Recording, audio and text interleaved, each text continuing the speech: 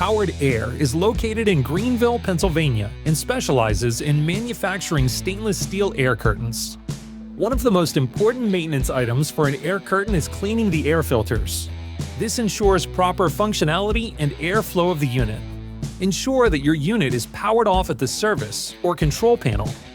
Make sure to lock out your panel to prevent the unit from turning on while cleaning.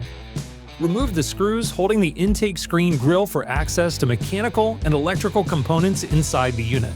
For heated units, inspect the heating element for physical damage or debris. For units with a hot water or steam coil, visually inspect the heat exchanger fins for damage or clogs. Clean the filter, or, if necessary, replace the filter. Remove the filter to vacuum and carefully remove any buildup of dust and debris on the inside of the unit.